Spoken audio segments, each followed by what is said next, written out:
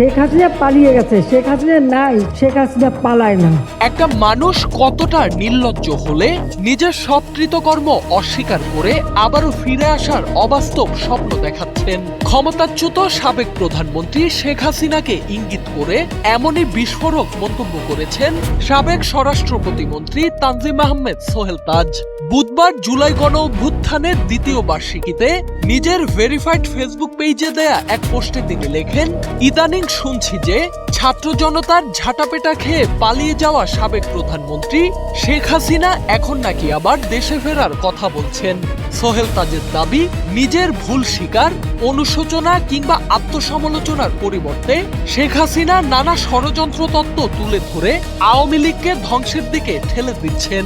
জীবন অবাক না করলে কে করবে? 28% মিল্ক ফ্যাটের অবাক করার সাথে ফ্রেশ মিল্ক পাউডার। জীবন অবাক করুক প্রতিদিন। দেশকেও অন্ধকারের পথে নিয়ে যাচ্ছেন। ইতিহাসের উদাহরণ টেনে তিনি বলেন, শেখ হাসিনার মতো কোন স্বৈরশাসকের পুনরায় ক্ষমতায় ফেরা প্রায় অসম্ভব। জুলাই গণঅভ্যুত্থানে শেখ হাসিনার ভূমিকা তুলে ধরে তিনি লেখেন, জনগণের আন্দোলনের মুখে শেখ হাসিনা ক্ষমতাচ্যুত হয়ে দেশ ছাড়তে বাধ্য হন। তার সরাসরি নির্দেশে শিশুসহ শত শত মানুষ নিহত হয়েছেন, শত শত মানুষ দৃষ্টি হারিয়েছেন এবং হাজার হাজার মানুষ পঙ্গুত্ব বরণ করেছেন। পোস্টের শেষের দিকে তিনি লেখেন, শেখ হাসিনা দেশে ফিরতে পারেন, তবে ক্ষমতায় নয়, তার গন্তব্য হবে কারাগার।